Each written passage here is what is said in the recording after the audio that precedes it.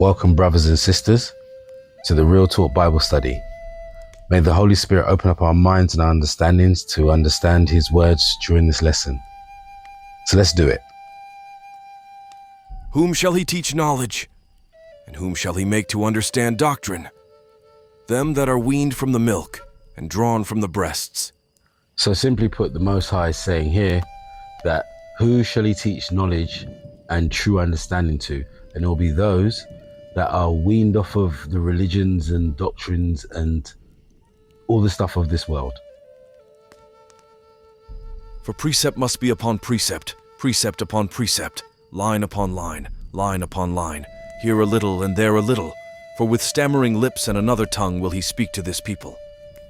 So, what the Most High is saying here is that to actually understand the Bible, yeah, you can read it through from Genesis all the way through to Revelation, including the Apocrypha books, because without that you haven't got the Greek kingdom, and bits in there is really important for you to actually understand the full times and kingdoms that would be on the earth, like the ones that Daniel said in his dream.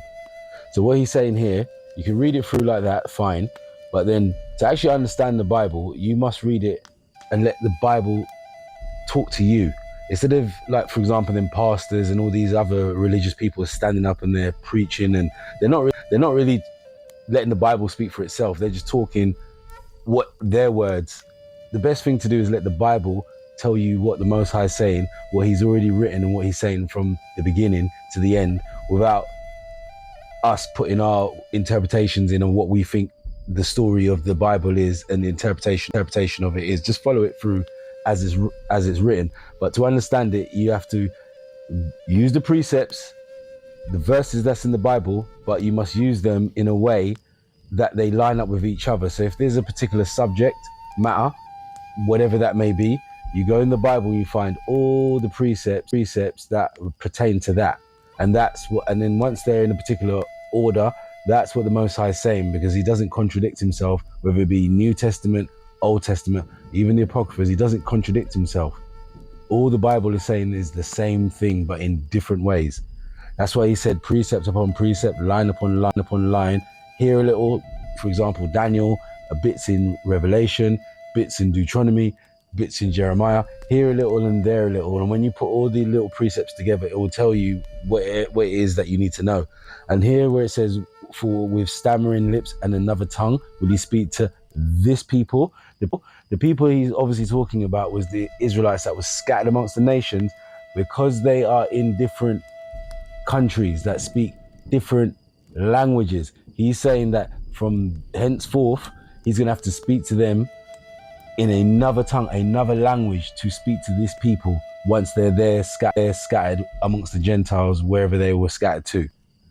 He will not be speaking to them in Hebrew, because they would have lost their identity through various dispersions and slaveries and captivities and that sort of thing. So He will not be speaking to them in the ancient original Hebrew, and they will obviously not be speaking or understanding the same thing, the Hebrew. They'll be speaking different languages within the countries that they have been dispersed. Simple.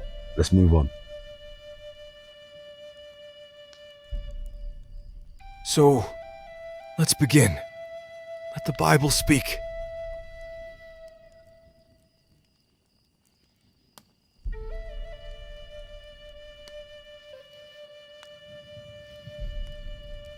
So as I said before, we're going to get into this lesson and just let the Bible speak for itself. And we just learn, pay attention. May the Holy Spirit open our eyes and our understanding for us to understand this lesson, as in Yeshua's great and holy name. Hallelujah. Amen. Let's continue. And by the way, as we go through this lesson, if there's something that I feel that needs to be explained in a bit more detail, I'll do my best. If not, and as the lesson stated, the whole point of this is to let the Bible speak and explain itself, and hopefully we can get some knowledge and understanding from that. All right, so let's just move on. Today's lesson. What color is God? Jesus. And His chosen people. And the Lord God formed man of the dust of the ground, and breathed into his nostrils the breath of life, and man became a living soul.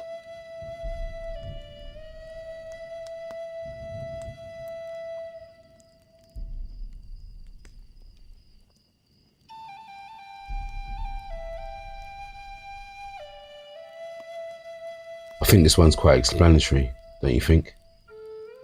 So let's move on. And God said, "Let us make man in our image, after our likeness, and let them have dominion over the fish of the sea, and over the fowl of the air, and over the cattle, and over all the earth, and over every creeping thing that creepeth upon the earth."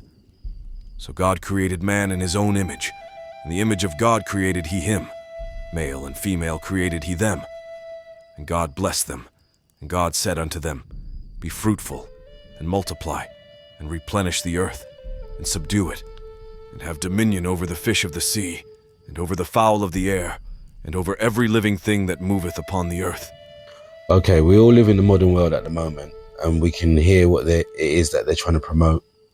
That people can go and do their own thing, and people can be what they want and do what they want and do as I will.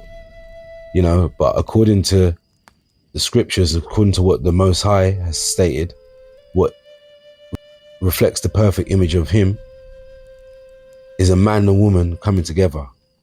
Not a man being with another man, a woman being with another woman.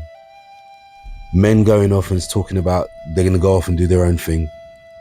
And women out here talking about they don't need a man, they're going to go off and do their own thing. And the children out here just wild and nuts. And in some households actually ruling the house. I mean, you know.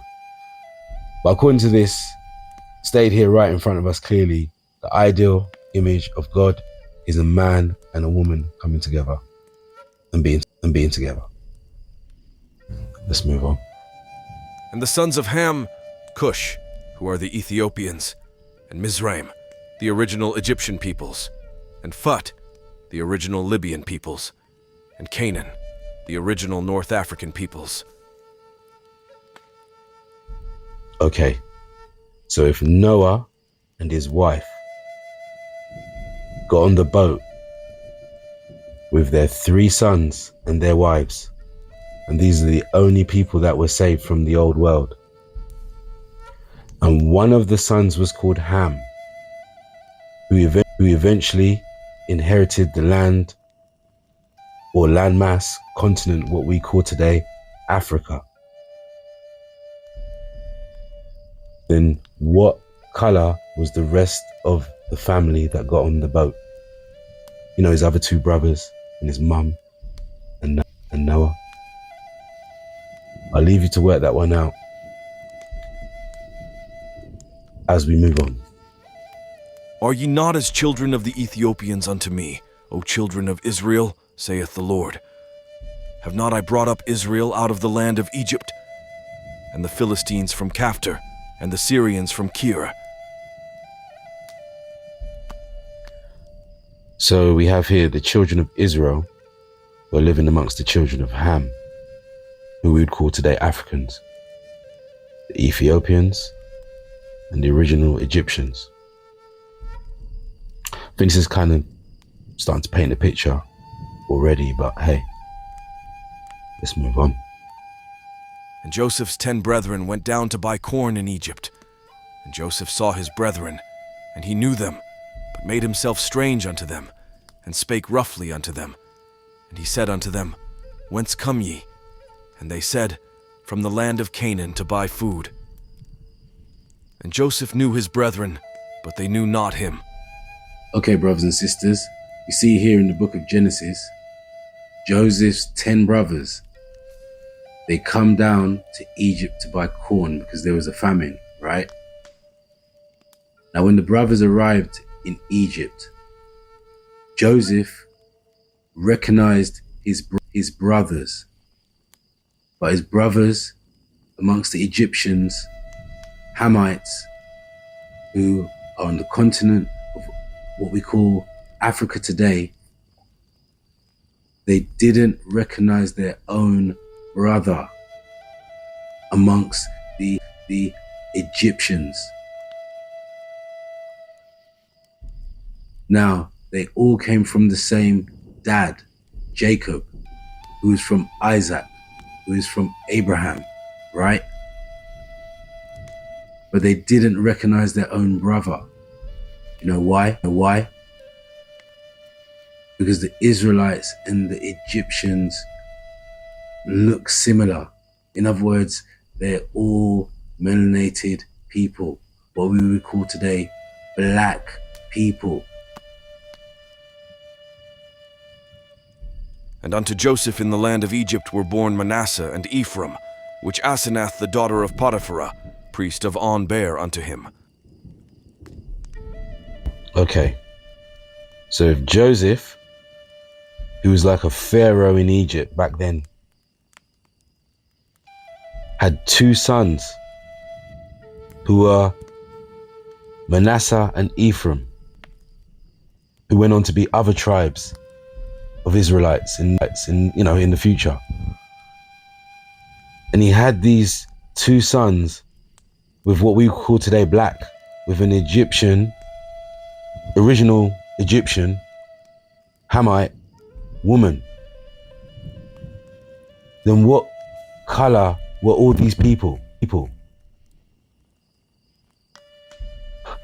Let's just move on. When he arose, he took the young child and his mother by night, and departed into Egypt, and was there until the death of Herod, that it might be fulfilled which was spoken of the Lord by the prophet, saying, Out of Egypt have I called my son. Okay, well, this one is at the time when Herod, remember, was looking for all the young children under a certain age to kill them. So the Most High sent a message to Joseph and Mary to basically go and hide in Egypt amongst the Egyptians until Herod dies. So here it's got, out of Egypt I have called my son, to fulfill a prophecy which was obviously written from before. So the question here is, if they went to hide amongst the Egyptians back then what color were Joseph and Mary and the baby that's inside them, which today the world calls Jesus? What color were these people?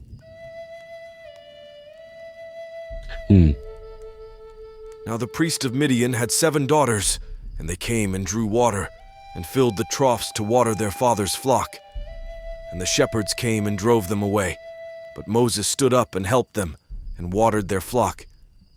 And when they came to Reuel their father, he said, How is it that ye are come so soon today? And they said, An Egyptian delivered us out of the hand of the shepherds, and also drew water enough for us, and watered the flock. Okay, brothers and sisters, if Moses was helping the woman, and then later on her father asked, so how did you get here so quick? And she said an Egyptian, a Hamite, helped her. But when Moses is really an Israelite, right? So what color was Moses? Let's move on. And the Lord said furthermore unto him, Put now thine hand into thy bosom. And he put his hand into his bosom, and when he took it out, behold, his hand was leprous as snow. And he said, Put thine hand into thy bosom again. And he put his hand into his bosom again, and plucked it out of his bosom, and, behold, it was turned again as his other flesh. So when the Most High was going to deliver the Israelites the first time round, and he appeared to Moses, and he was showing Moses, obviously, his signs and stuff like that. One of the signs was, he told Moses to put his hand into his bosom, into his jacket or whatever he had on, and take it back out. And Moses looked, and his hand was leprous. Leprosy is a loss of melanin. His skin became pale. What we call, white today, pale. And then he put his hand back in and took it back out. And it went back to his normal flesh, which was the opposite. Where it's got here, his hand was leprous as snow. It was the opposite. So what color was Moses and the rest of his body? You know what I mean? Let's keep going. And Miriam and Aaron spake against Moses because of the Ethiopian woman whom he had married, for he had married an Ethiopian woman. Okay, by the way, if Moses was mistaken for an Egyptian, but he was an Israelite, and he had a brother and sister here, Miriam and Aaron. So all three of them are from brothers and sisters from the same family with the same mum and dad, right? Then what color was Miriam and Aaron? And ask yourself, if Moses was from the tribe of Levi, and Moses here married an Ethiopian woman, basically what we call a black woman today, then what color were Moses's children, who would also be Levites, right? And the anger of the Lord was kindled against them, and he departed. And the cloud departed from off the tabernacle, and behold, Miriam became leprous, white as snow. And Aaron looked upon Miriam, and behold, she was leprous. I don't think this one needs any explanation. It explains itself. And if a leprosy break out abroad in the skin, and the leprosy cover all the skin of him that hath the plague from his head even to his foot, wheresoever the priest looketh, then the priest shall consider. And behold, if the leprosy have covered all his flesh, he shall pronounce him clean that hath the plague. It is all turned white, he is clean. But when raw flesh appeareth in him, he shall be unclean.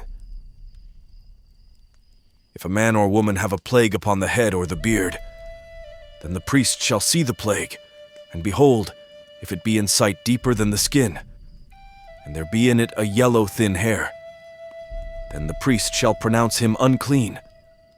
It is a dry scall, even a leprosy upon the head or beard. Okay, brothers and sisters, what should we have learned so far is that the Israelites could have only obviously been a melanated peoples living in and around the land of Egypt, which is in the continent of Ham, today known as Africa. And to have leprosy, for the melanin to leave your skin and for your skin to turn pale, was not seen as a good thing amongst the Israelites. So let's move on. And when the Philistine looked about and saw David, he disdained him, for he was but a youth and ruddy and of a fair countenance. Right, so here's one. The word ruddy. Ruddy means a reddish brown. Here are some images of ruddy people. We sometimes hear people try to say these days that ruddy means red. No. Red means red. Ruddy means a reddish brown. And also, David was from the tribe of Judah, right? And remember, Judah himself was one of those 10 brothers that went into Egypt to buy corn, remember? So if David is from the tribe of Judah, then what color is David? Let's move on.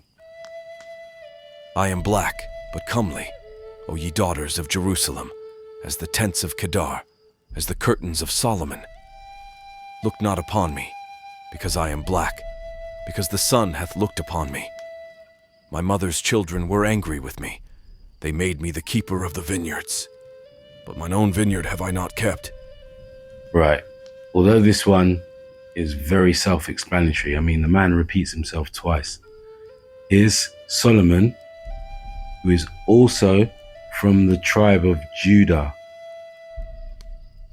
whose dad is David, who was ruddy, remember? So if Solomon is repeating himself, saying here that he's black,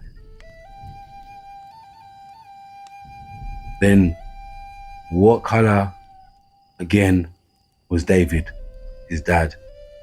who was also from the tribe of Judah, that went into the land of Egypt to buy corn. My skin is black upon me, and my bones are burned with heat. Okay, although this one is, quite self-explanatory, we don't really know, or I can't really say for sure, whether Job is an Israelite. However, we do know that the Most High has said he showeth his word unto Jacob, his statutes and his judgments unto Israel. He have not dealt so with any other nation, and as for his judgments, they have not known them. Praise ye the Lord. But what I'm saying is that some people will try to say that Job was an Edomite because he came from the land of Uz. And they'll try to put Uz in the land of Edom. However, I'm just going to read something to you quickly, and it's got here, the land of Uz is a location mentioned in the Old Testament, most prominently in the book of Job, which begins, there was a man in the land of Uz, so he lived in Uz, whose name was Job. Uz has often been identified as either Aram in modern day Syria or Edom in modern day Jordan. It says either, but you don't hear them mention much about the Syria part. They'll just say that, Uz was in Edom, so he was an Edomite. But in the Bible also, it will say, as soon as you start reading the book of Job, it says, there was a man in the land of Uz whose name was Job.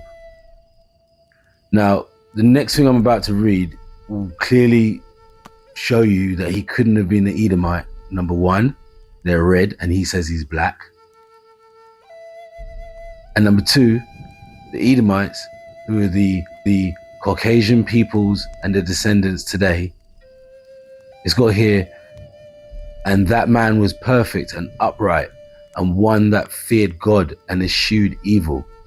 Well, we obviously know that they're the people of the sword. It's got here that Job was perfect and upright and one that feared God. So obviously he kept the commandments. They haven't ever had a history of keeping the commandments. So he couldn't have been an Edomite, right? Okay, so we're just going to go through the next few scriptures just for the Bible to explain or describe the Israelites, some of their hair and skin complexion themselves. And then we're going to move on to the second part of what happened to the Israelites after that and where are they today. Okay? And Delilah said unto Samson, Hitherto thou hast mocked me, and told me lies. Tell me wherewith thou mightest be bound. And he said unto her, If thou weavest the 7 locks of my head with the web. Behold, thou art fair, my love. Behold, thou art fair. Thou hast dove's eyes within thy locks. Thy hair is as a flock of goats that appear from Mount Gilead. Thy teeth are like a flock of sheep that are even shorn, which came up from the washing, whereof every one bare twins, and none is barren among them. Thy lips are like a thread of scarlet, and thy speech is comely.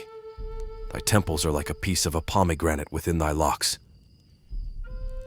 And thou shalt say to the rebellious, even to the house of Israel, Thus saith the Lord God, O ye house of Israel, let it suffice you of all your abominations. Neither shall they shave their heads, nor suffer their locks to grow long. They shall only poll their heads. And he put forth the form of an hand, and took me by a lock of mine head.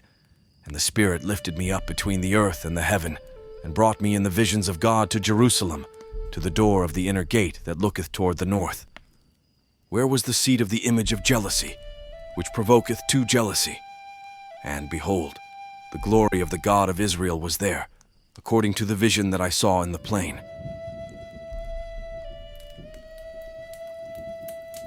And it shall come to pass, if thou shalt hearken diligently unto the voice of the Lord thy God, to observe and to do all his commandments which I command thee this day, that the Lord thy God will set thee on high above all nations of the earth.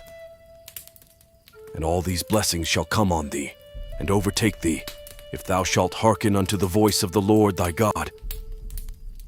Blessed shalt thou be in the city, and blessed shalt thou be in the field. But it shall come to pass, if thou wilt not hearken unto the voice of the Lord thy God, to observe to do all his commandments and his statutes which I command thee this day, that all these curses shall come upon thee, and overtake thee. Cursed shalt thou be in the city, and cursed shalt thou be in the field. Okay, brothers and sisters, we're now going to look at the curse of Deuteronomy 28 and see what happened to the Israelites. Here, Moses is letting the children of Israel know that the Most High is saying if they follow his commandments and listen, they would be the head of all nations. But if they don't, they're going to be cursed and be the tail amongst all nations. So, did the Israelites listen? Let's see. The word of the Lord that came to Jeremiah concerning the dearth. Judah mourneth, and the gates thereof languish. They are black unto the ground, and the cry of Jerusalem is gone up. Their visage is blacker than a coal. They are not known in the streets. Their skin cleaveth to their bones. It is withered. It is become like a stick. Our fathers have sinned, and are not, and we have borne their iniquities. Servants have ruled over us. There is none that doth deliver us out of their hand. We gat our bread with the peril of our lives, because of the sword of the wilderness. Our skin was black like an oven because of the terrible famine. For the children of Israel walked in all the sins of Jeroboam which he did. They departed not from them, until the Lord removed Israel out of his sight, as he had said by all his servants the prophets. So was Israel carried away out of their own land to Assyria unto this day. Okay, going by the scriptures we've seen so far, it looks like Israel didn't listen and they were taken away captive out of their own land, slaves. When he's got here Israel, by the way, there's 12 tribes. So in this instance, he means Israel, referring to the 10 tribes, also known sometimes as Ephraim. Those are the 10 tribes, which were carried away prisoners out of their own land in the time of Hosea the king, whom Salmanasar the king of Assyria led away captive, and he carried them over the waters, and so came they into another land. But they took this counsel among themselves, that they would leave the multitude of the heathen, and go forth into a further country, where never mankind dwelt. For through that country there was a great way to go, namely of a year and a half, and the same region is called Arsareth. Then dwelt they there until the latter time, and now when they shall begin to come, they shall stay the springs of the stream again, that they may go through. Therefore sawest thou the multitude with peace.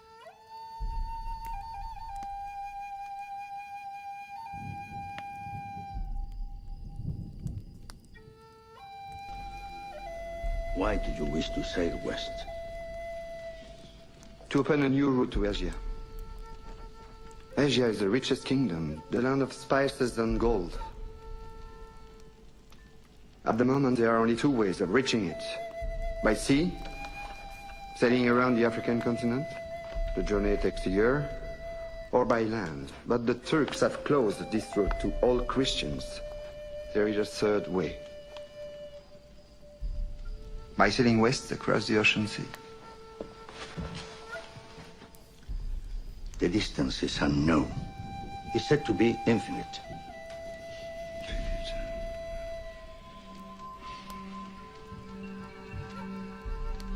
Superstition. I believe the Indies are no more than 750 leagues west of the Canary Islands. How can you be so certain? The calculations of Toscanelli, Marin de Tir, Esdras. Esdras is a Jew. So what's worse? 2 minutes, and already you're a dead man. For telling the truth? Yes. We are burning people for less.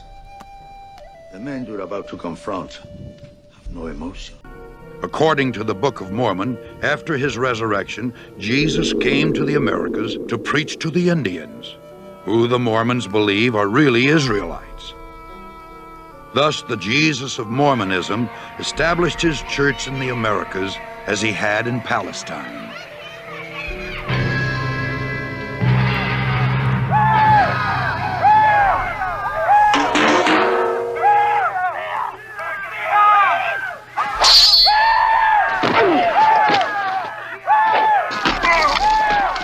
By the year 421 AD, the dark-skinned Indian Israelites, known as Lamanites, had destroyed all of the white Nephites in a number of great battles. Let me show you one more connection.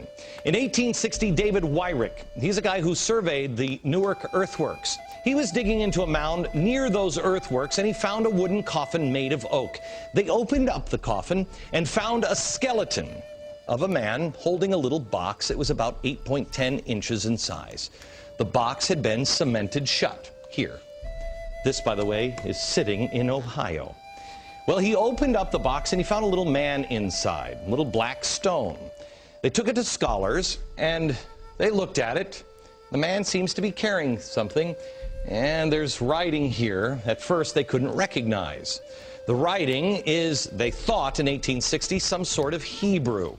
Well, finally, about 20 years later, they found some rabbis living in the area, and the rabbis looked at that, and they could read it. They said it was an old kind of block Hebrew, and it was a rendition of the Ten Commandments. Now, this is another piece. Block Hebrew, they said they'd never seen anything like it. Mainstream archaeologists at the time called this a hoax. But then in 1900, or just about after 1900, in Israel, they found the same block-style Hebrew writing. Mainstream archaeologists still dismissed the findings. They found it in Israel, and they found it in Ohio. But there was another stone that they found that they couldn't argue. This is the Bat Creek stone. It was found during the course of an official Smithsonian evacuation. The Smithsonian didn't understand the meaning of the writing on the stone. They thought it was Cherokee, since it came from Cherokee country. They didn't realize that it's actually Hebrew. They had published this originally upside down. They threw it in a box at the bottom of the Smithsonian, put it in the basement. Many years later, a scholar took it out of the box, looked at it, and went, oh my gosh, it's upside down. It's Phoenician, ancient Hebrew. So what's going on here? What is that about? Where is that history? I'll show you in a few minutes, and we're going to have a conversation, and I'm going to show you some more things that the Smithsonian, science, government, commerce colluded to erase. By the way, I want to thank the directors of the documentary Lost Civilizations of North America for bringing these stories to my attention. I was blown away. To find more, visit the website lostcivilizationdvd.com. Here's the thing we should be asking ourselves. I don't know the story of these. Do you know that? Did you know that? Do you live in Ohio and did you know that? Why not? Were the American Indians wronged? Yes. Yes. And that's what we focus on in America, is we were bad to the American. Forget about it. It's in the past. The question should be the ones that the founders asked. Who are they? What knowledge do they have? Can you imagine the difference we would have now if we would put our differences aside and put our past in the past and concentrate on today and say, let's learn from each other. What do you have? What is that? What is that?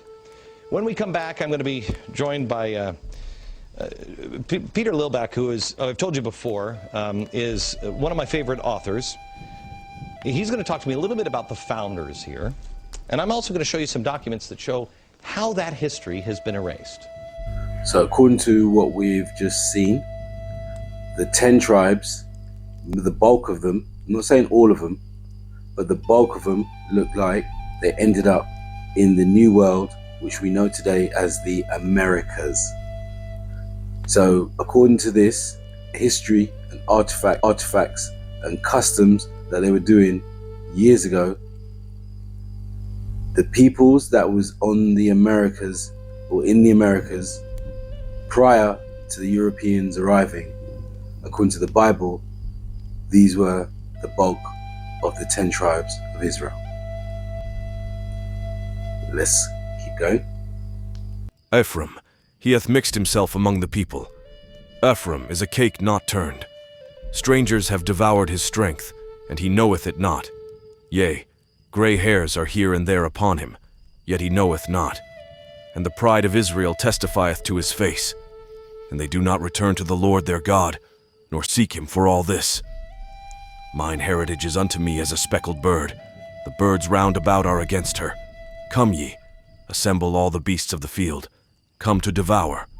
Okay, and here we can see that Ephraim, the 10 tribes, the Most High is saying that they then intermingled amongst the other nations.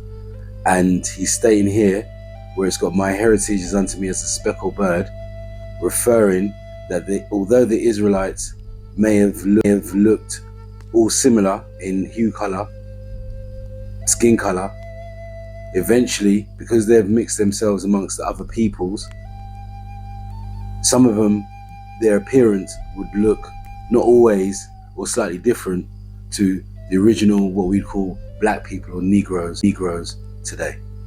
Okay? Quite that simple. Let's move on. And it came to pass in the 25 year of Jeconiah, king of Judah, that the word of the Lord came to Baruch, the son of Neriah, and said to him, Have you seen all that this people are doing to me? That the evils which these 2 tribes which remained have done are greater than those of the 10 tribes which were carried away captive. For the former tribes were forced by their kings to commit sin, but these 2 of themselves have been forcing and compelling their kings to commit sin. For this reason, behold, I bring evil upon this city and upon its inhabitants, and it shall be removed from before me for a time, and I will scatter this people among the Gentiles, that they may do good to the Gentiles. And my people shall be chastened, and the time shall come when they will seek for the prosperity of their times.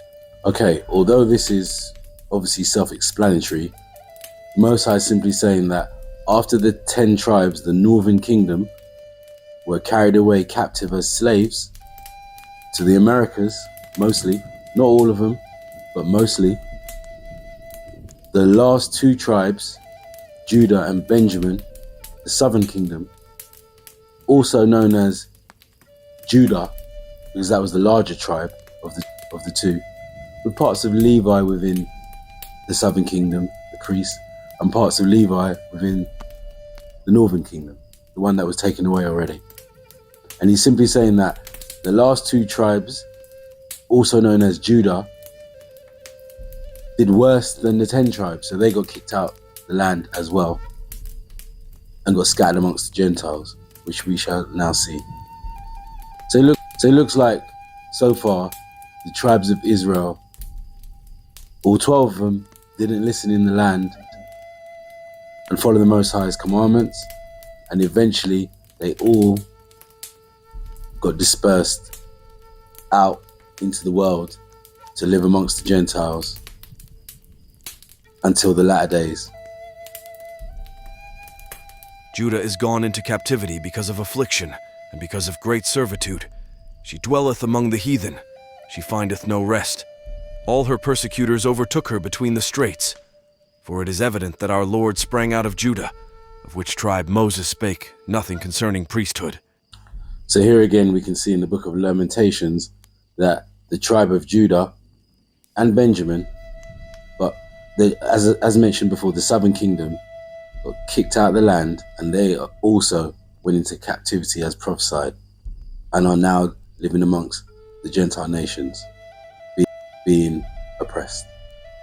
And it also says here that the Messiah, the one that the world calls Jesus today, also came from the tribe of Judah, who again was one of the 10 brothers that went down into the land of Egypt to buy corn.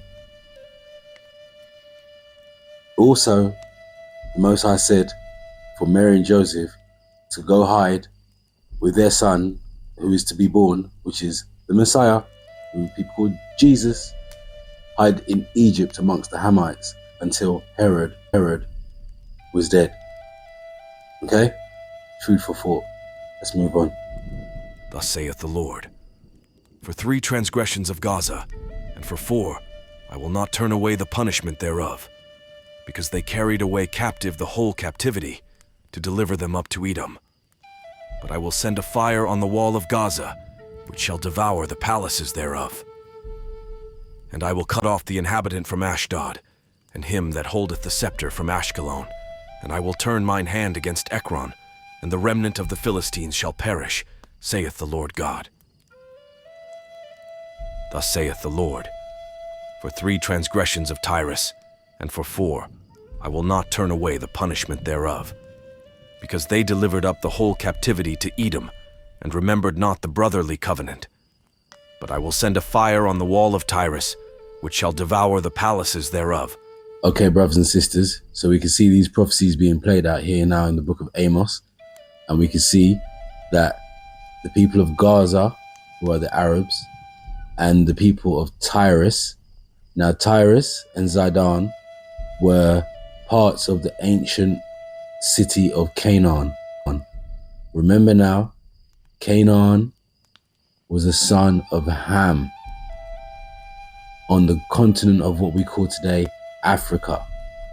So the Most High is saying he's not going to turn his punishment away from Gaza, the Arabs, or Tyrus, some of the what we would call today the African peoples, because in Tyrus's example, he remembered not the brotherly covenant which Hiram had with King David and Solomon in their times.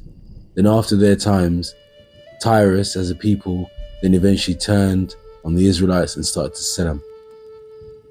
So what we have here is that, same as Psalms 83, the other nations are coming together against the Israelites to destroy them from being a nation. Let's move on. Thus saith the Lord, for 3 transgressions of Edom, and for 4, I will not turn away the punishment thereof, because he did pursue his brother with the sword, and did cast off all pity, and his anger did tear perpetually, and he kept his wrath forever. But I will send a fire upon Teman, which shall devour the palaces of Bozrah. Now here we see that the Most High is also not going to turn his punishment away from Edom, the Edomites, who we call the Caucasian people and their descendants today. Why? Because it says clearly here, they didn't stop and they pursued the Israelites all the way to the end.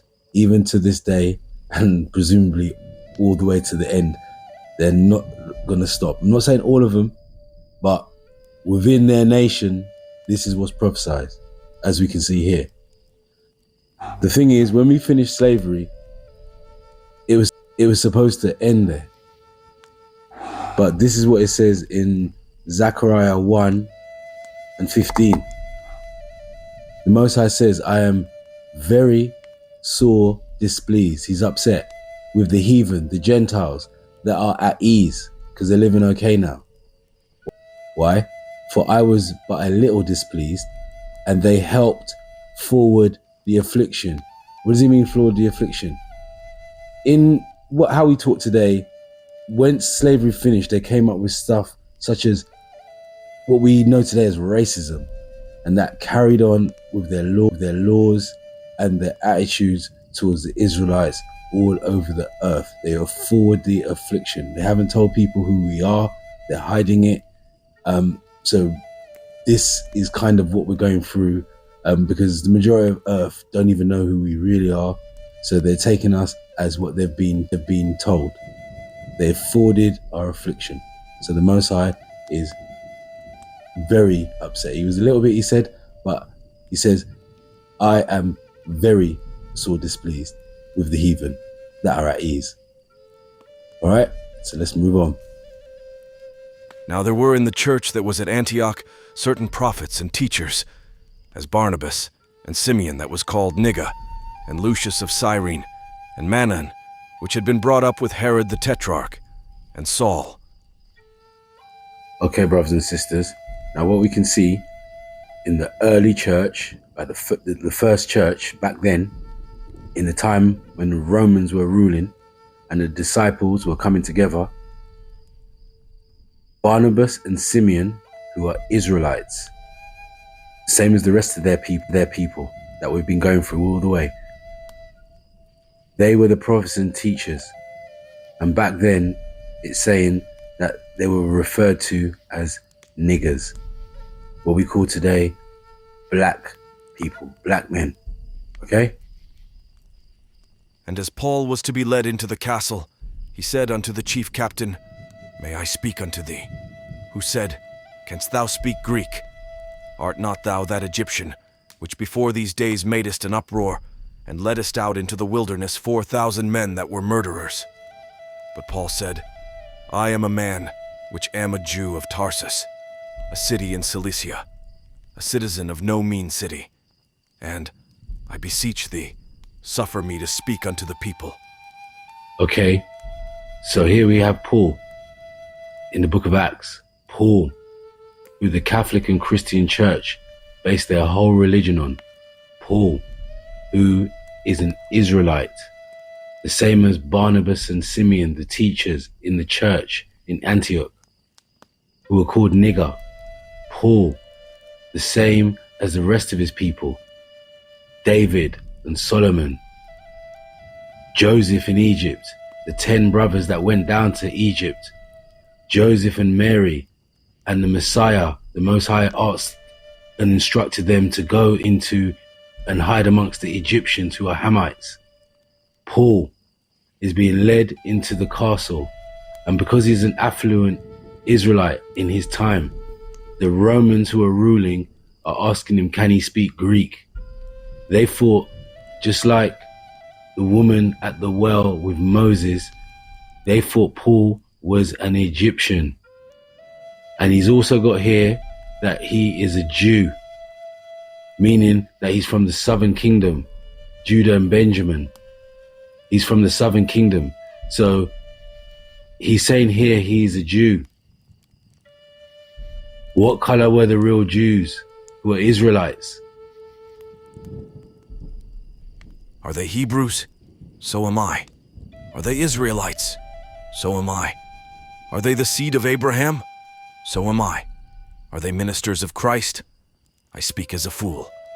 I am more, in labors more abundant, in stripes above measure, in prisons more frequent, in deaths oft.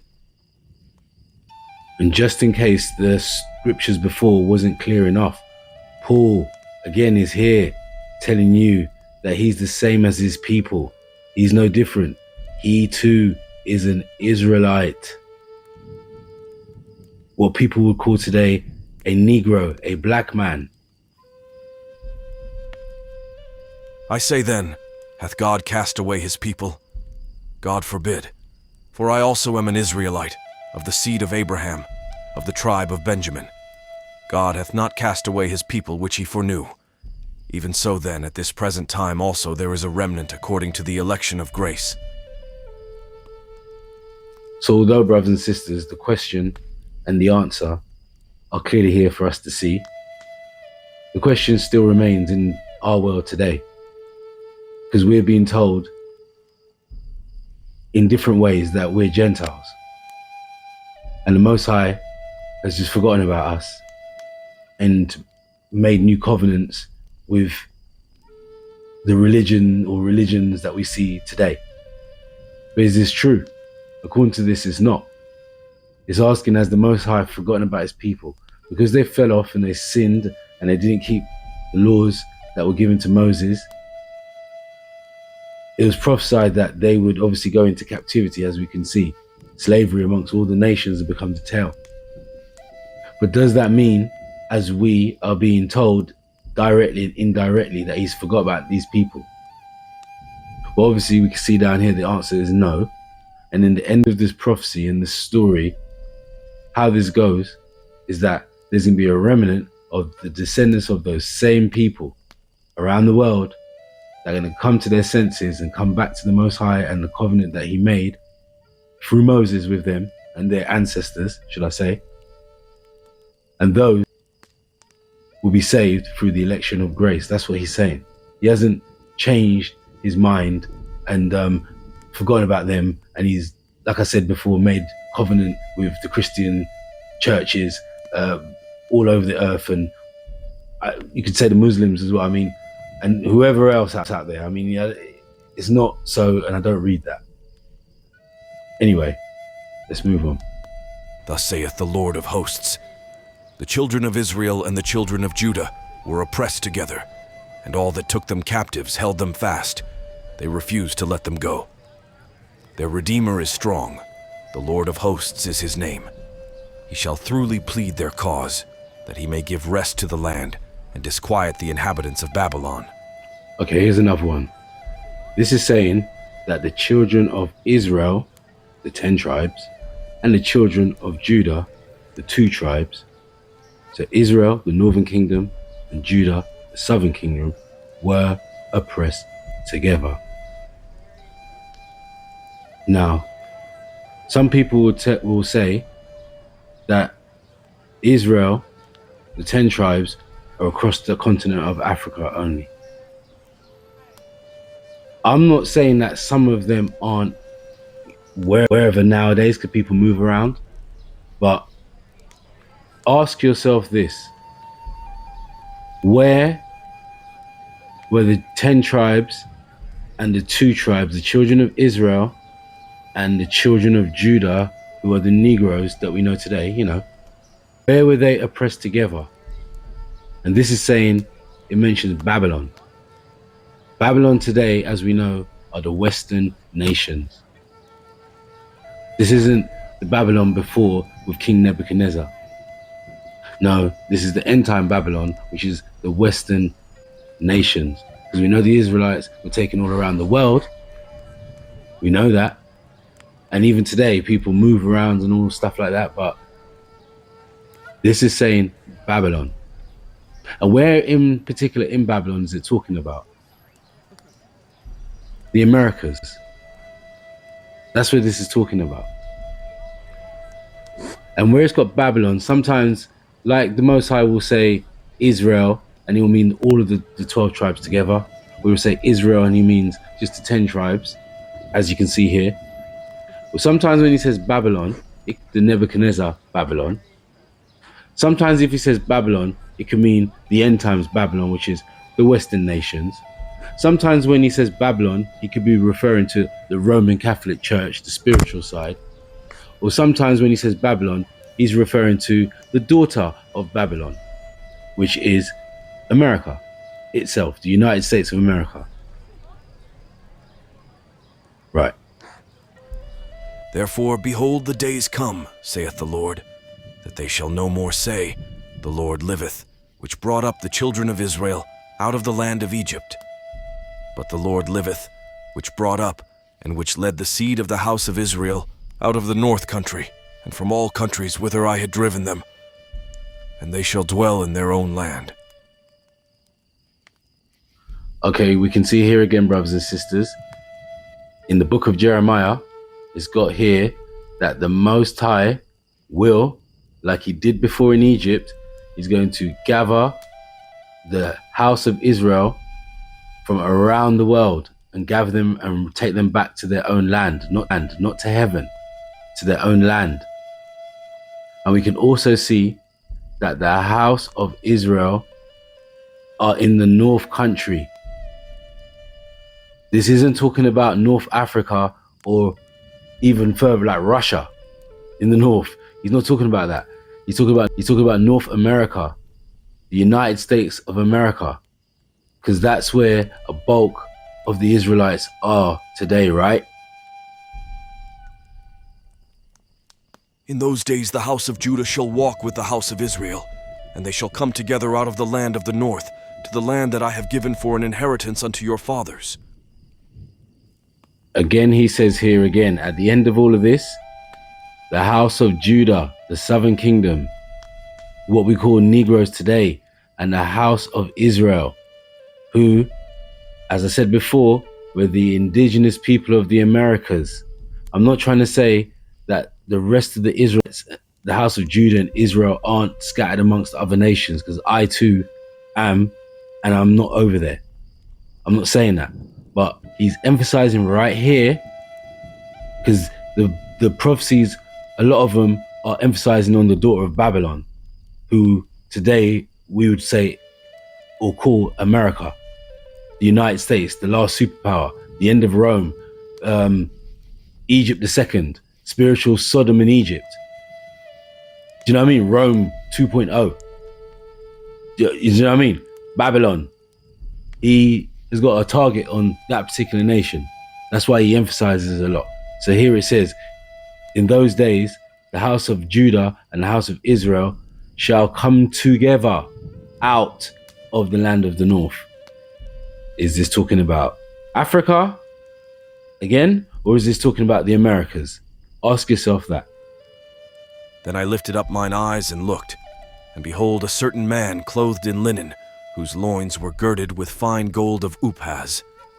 His body also was like the beryl, and his face as the appearance of lightning, and his eyes as lamps of fire, and his arms and his feet like in color to polished brass, and the voice of his words like the voice of a multitude.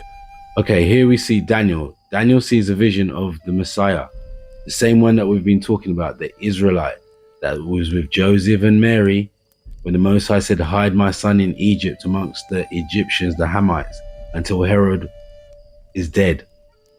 The same one that's the same like the rest of his people.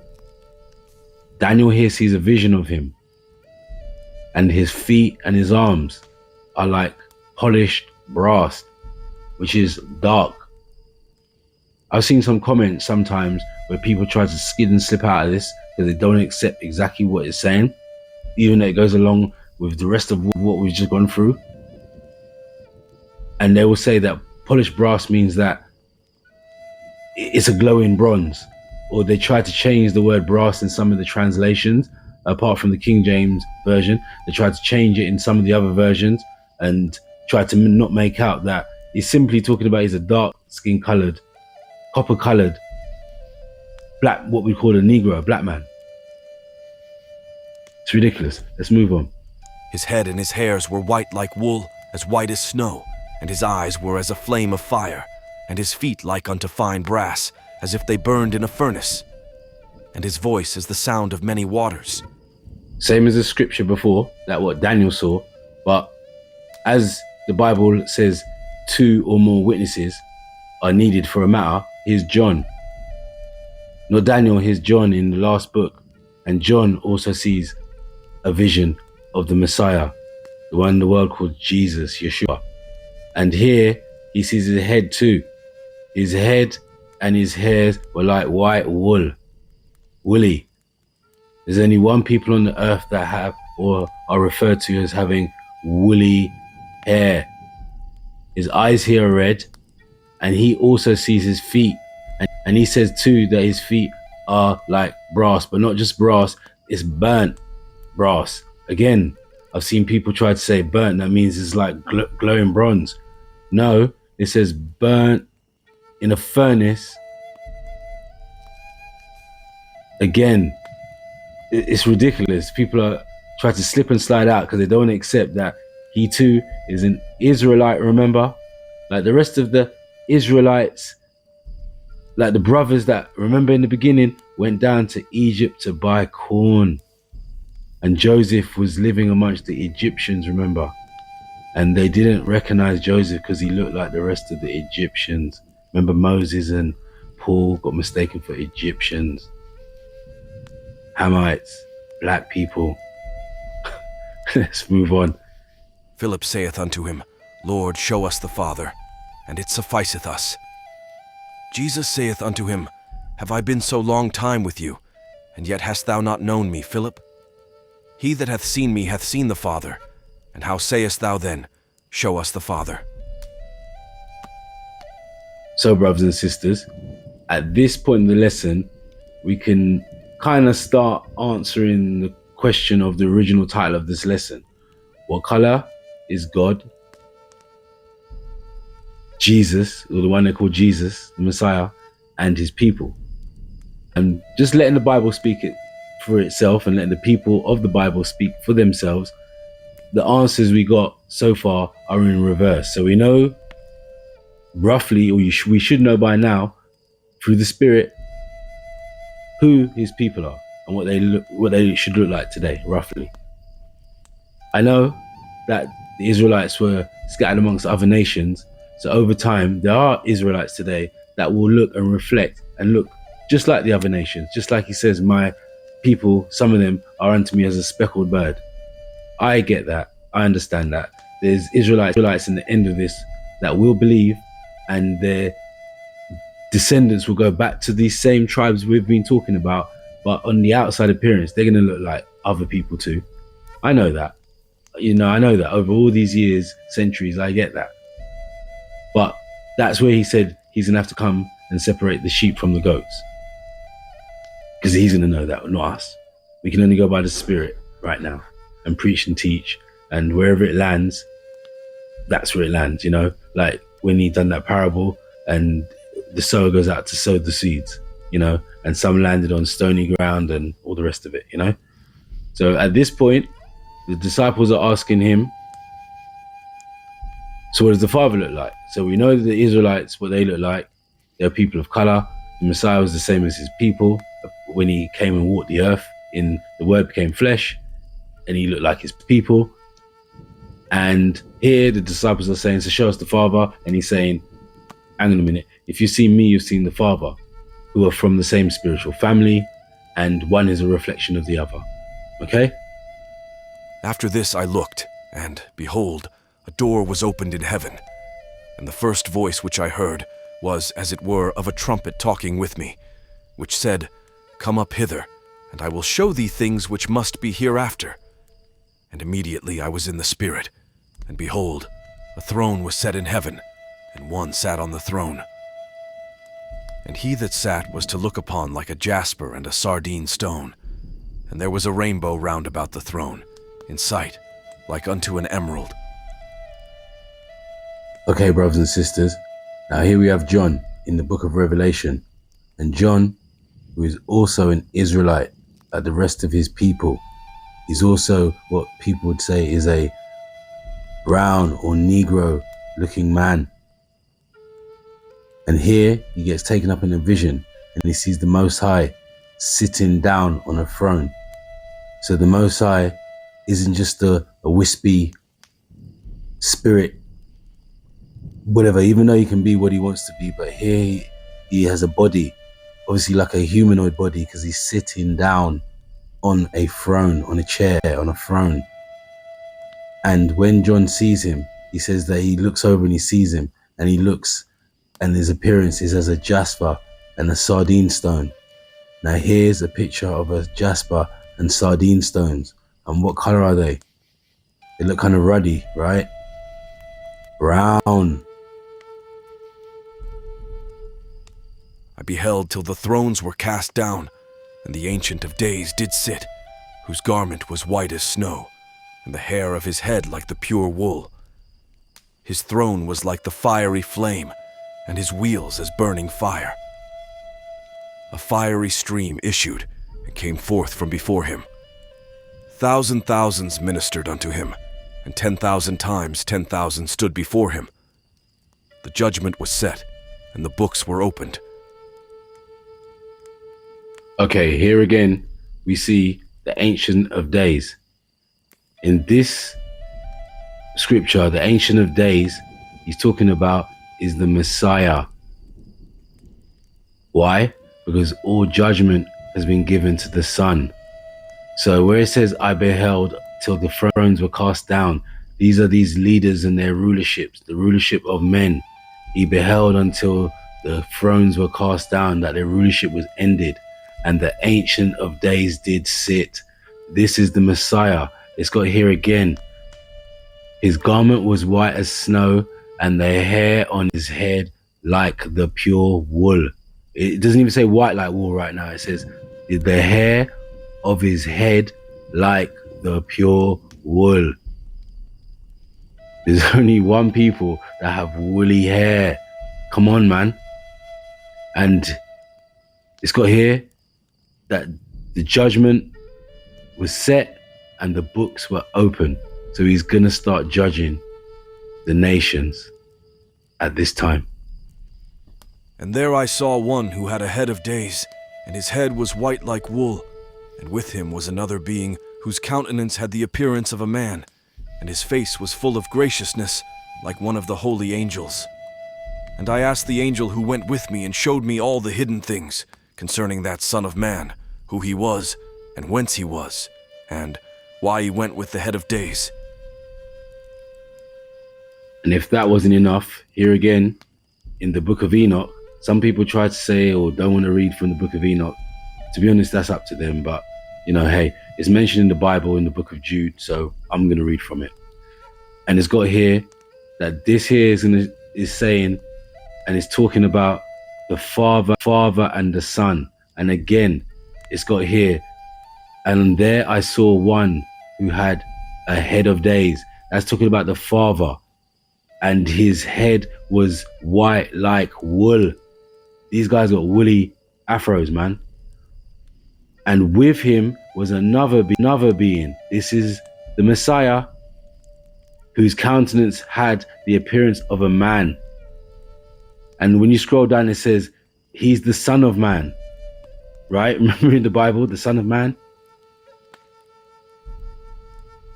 And he answered and said unto me, This is the Son of Man who hath righteousness, with whom dwelleth righteousness, and who revealeth all the treasures of that which is hidden, because the Lord of spirits hath chosen him, and whose lot hath the preeminence before the Lord of spirits in uprightness forever. Again, how do we know that that's the Son of Man, that's the Messiah? Because it's got here, the Lord of spirits have chosen him. The Father has chosen the Son. Right? Question: if Jesus' hair was like this, skin looked like this, is from here, then who on earth is this guy? Oh, by the way, for the record, we all know olives only come in 2 colors. So even if his skin tone was so-called olive in color, this could obviously only be referring to him as being a so-called black man or Negro. As we obviously know, no one has green skin. A system of deception, built on lies. Wake up. So let's start to wind this down now, brothers and sisters, and look at what we should have hopefully learned through this lesson. The final conclusion on the matter: the real biblical Israelites, Israel, are still dispersed and oppressed. They're still the tail, the least amongst the Gentile nations, and definitely not the head. They're still in captivity, slavery, awaiting to be redeemed and regathered back to the biblical land and borders of ancient Israel by the Messiah, Christ himself, when he returns to start his rulership. So there we have it, brothers and sisters. So thanks for watching. All praises to the Most High God of Abraham, Isaac, and Jacob. Shalom, and peace be with you until next time. Bless. Here is the patience of the saints. Here are they that keep the commandments of God and the faith of Jesus. By this we know that we love the children of God, when we love God and keep his commandments. For this is the love of God, that we keep his commandments. And his commandments are not grievous. And hereby we do know that we know him, if we keep his commandments. He that saith, I know him, and keepeth not his commandments, is a liar, and the truth is not in him. But whoso keepeth his word, in him verily is the love of God perfected. Hereby know we that we are in him. Think not that I am come to destroy the law or the prophets. I am not come to destroy, but to fulfill. For verily I say unto you, till heaven and earth pass, one jot or one tittle shall in no wise pass from the law, till all be fulfilled. Whosoever therefore shall break one of these least commandments, and shall teach men so, he shall be called the least in the kingdom of heaven. But whosoever shall do and teach them, the same shall be called great in the kingdom of heaven. Blessed are they that do his commandments, that they may have right to the tree of life, and may enter in through the gates into the city.